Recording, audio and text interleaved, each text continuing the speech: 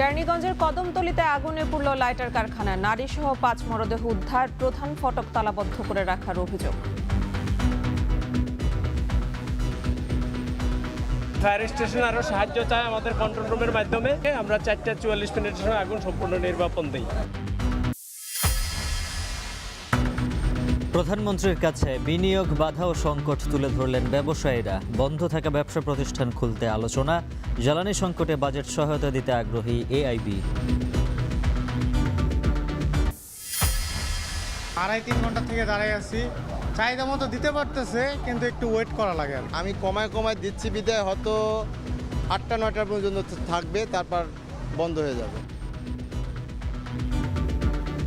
পাম্পে অসন্তোষ দুর্ভোগ। মিয়ানমারে পাচারের সময় পতেঙ্গা থেকে ডিজেল সহ আটক 12। জ্বালানি আমদানি ব্যয় বাড়লেও নির্ধারিত দামে বিক্রি হচ্ছে না এলপিজি সিলিন্ডার।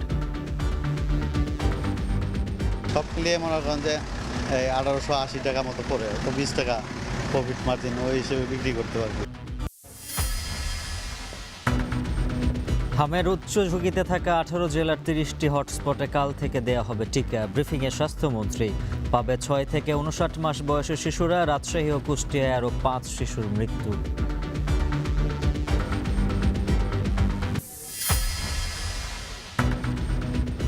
বিএনপির পরিণতি হবে ফ্যাসিস্ট আওয়ামী লীগের মতোই। গণভোট বাস্তবায়নের বিক্ষোভ সমাবেশে হুঁশিয়ারি 11 দলীয় ঐক্যের।